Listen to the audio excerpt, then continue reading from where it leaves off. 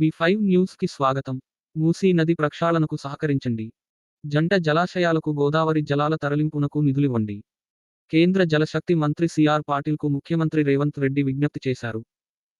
అలాగే తెలంగాణ ప్రభుత్వం ప్రతిష్టాత్మకంగా చేపడుతున్న మూసీ రివర్ఫ్రంట్ డెవలప్మెంట్ ప్రాజెక్టుకు సహకరించాలని కేంద్ర జలశక్తి మంత్రి సిఆర్ పాటిల్ గారిని ముఖ్యమంత్రి రేవంత్ రెడ్డి గారు కోరారు.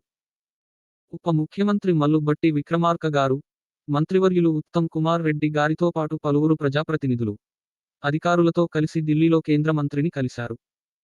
కాలుష్య బారిన పడి మురికి కూపంగా మారిన మూసీని శుద్ధి చేయాలని ప్రభుత్వం సంకల్పించిన బృహత్తర ప్రణాళిక గురించి ఈ సందర్భంగా సీఎం వివరించారు. రివర్ఫ్రంట్ డెవలప్మెంట్ ప్రాజెక్టు ఆవశ్యతను వివరిస్తూ మూసీ మురికి నీటి శుద్ధి పనులకు 4,000 కోట్లు, గోదావరి నదీ జలాలతో ఉస్మాన్ సాగర్, హిమాయత్ సాగర్లను నింపే పనుల కోసం రూ. 6,000 కోట్లు కేటాయించాలని కోరారు.